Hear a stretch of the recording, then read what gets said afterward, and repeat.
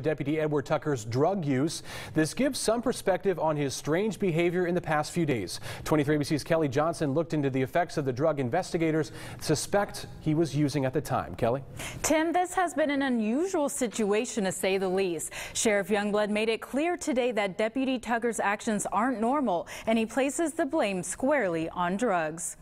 This is not a deputy sheriff that we're chasing. This is a crankster. This is someone that is abusing drugs and is a danger to the citizens that we serve. It's not just any drug. It's methamphetamine, and its use often leads to bizarre behavior. Sheriff Deputies Edward Tucker was originally booked for allegedly brandishing a gun at children. It's not normal to point a gun at young people.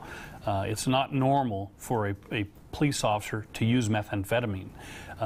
None of that's normal. Mental health expert Adrian Buckle agrees. It also leads to their paranoia, hallucinations, and sometimes violent tendencies. Deputy Tucker has worked in law enforcement for nearly 2 decades and should know firsthand the dangers of meth. When deputies searched his vehicle, a small amount of the drug was found. It's sad that someone that works in a law enforcement agency chooses to use a drug that we all know is so destructive. In a study conducted by Kern County Mental Health, they found that in 2014, half the felonies in Kern County were related to meth, compared to nearly 38% in 2008. It's one of the most addictive drugs that we've seen, and that's because it really goes straight to the pleasure center of the brain. Adrian Buckle, who works with Kern County Mental Health, compares the effects of meth to a freeway.